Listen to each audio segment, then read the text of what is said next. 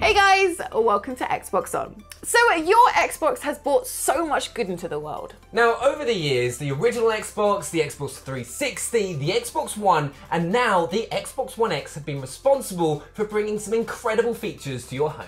So let's get started and take a look at the best features on Xbox. On November 15th, 2002, Xbox's online service went live and it changed everything. A bit like a non-apocalyptic Skynet from Terminator. Finally, people from all across the world could play games together.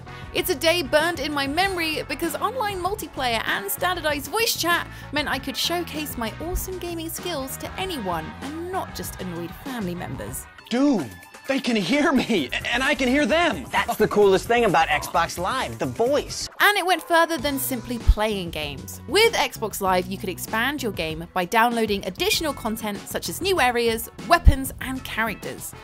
MotoGP and Mech Assault were among the first wave of Xbox Live enabled games, but 2004's Halo 2 was the one that cemented its importance. The reason I'm handling this bit of the list is because if we gave it to Benny, he'd literally talk for an hour about Halo 2 on Xbox Live. With its pivotal matchmaking system that drew you against similarly leveled opponents, rock-solid servers, and tons of DLC, this was a lag-free revolution. I'll never forget the time an Aussie crushed me with a warthog. I'll get revenge one day, Bruce. We are gonna so beat you! That dude's a jerk. It has only gotten better and bigger over time, with Xbox Live recently rated the best service for network speed and reliability. If you want to murder complete strangers from the safety of your living room, Xbox Live still has your back. What Oil Slick doesn't know is that we're using the handy player mute button, available only on Xbox Live, to shut him up. Everything I do to increase my gamer score. The only reason I work is so I can pay rent and play Xbox without my landlord bursting in and doing the old "let's kick Benny out" while complaining about his despicable hygiene routine. Alas, I am a hopeless Chivo addict. It all started in 2005 with the launch of the Xbox 360 and games like Call of Duty 2 and King Kong. I'll always remember both of these games, King Kong because it gave out achievements like they were candy, and Call of Duty 2 because beating each level on Veteran was hard as hell. Soon after, Microsoft established the rules. All disc-based games can contain up to 1,000 points, with 250 extra as DLC, and Xbox Live Arcade games initially featured up to 250 points. I always thought you had to work twice as hard for those Xbox Live achievement points. Sure, some of the games were shorter and easier, but some were incredibly difficult for a handful of points.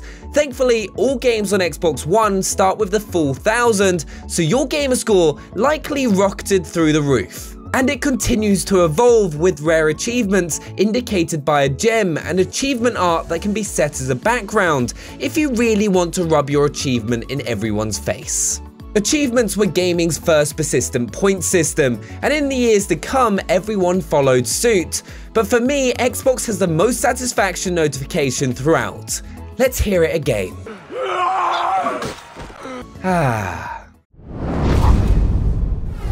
From letting you express yourself audibly to letting you do it visually, custom dashboards are another Xbox calling card. Before Xbox, all your console really did was play games. Now the dashboard is a portal to all manner of content, be it movies, songs, or Domino's Pizza.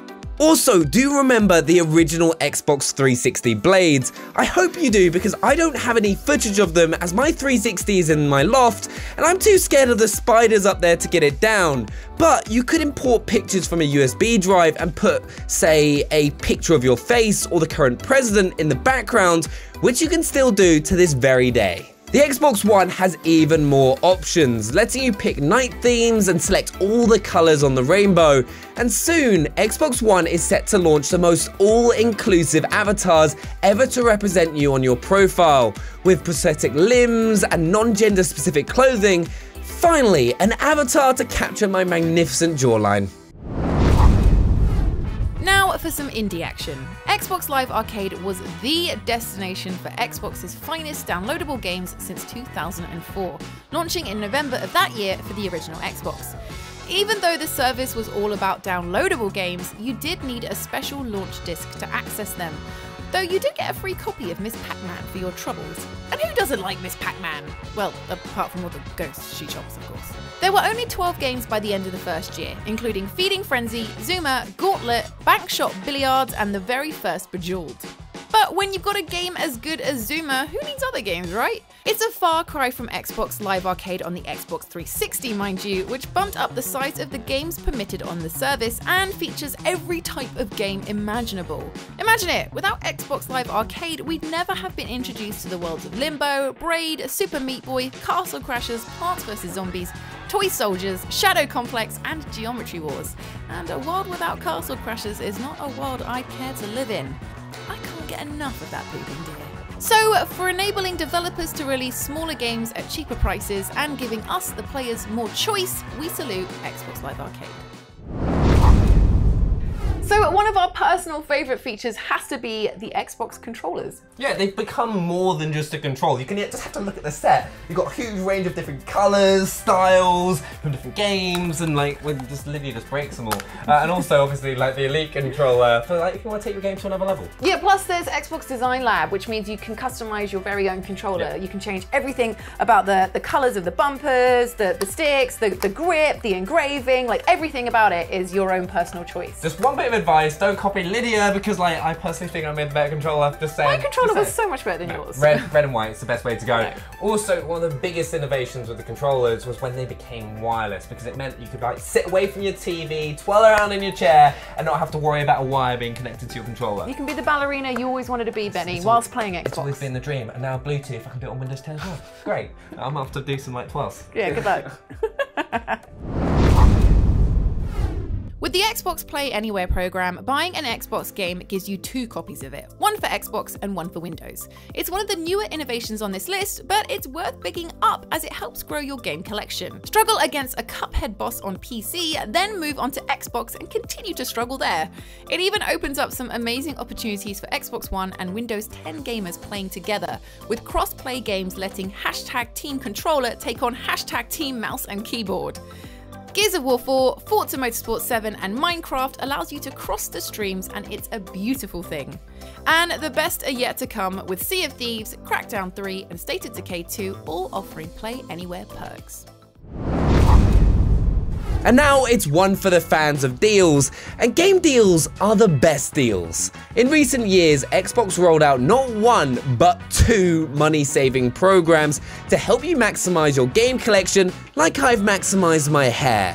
First is Game Pass, which is basically Netflix for games. You get access to a library of over 130 games and can download them to keep as long as you're subscribed, so you don't have to stream them, so there's no worries about any wonky performance. The library is a really impressive mix of games, ranging from Ninja Gaiden Black on the original Xbox all the way to Gears of War 4, which is being added to the service on the 1st of December. Once you're subscribed, you also get a discount on the games if you want to keep them for good. If you've only just picked up an Xbox One or an Xbox One X, it's an amazing way of building a huge collection of games. And next is Games with Gold. With it, you get 4 free games a month, 2 on the Xbox One and 2 on Xbox 360 that also work on your Xbox One, as well as access to weekly deals with Gold. But right at this moment in time, you can download Trackmania Turbo, Tales for the Borderlands, and Deadfall Adventures. It pays to be into Gold, unless you literally fall into a vat of molten gold, and then it's not going to end well.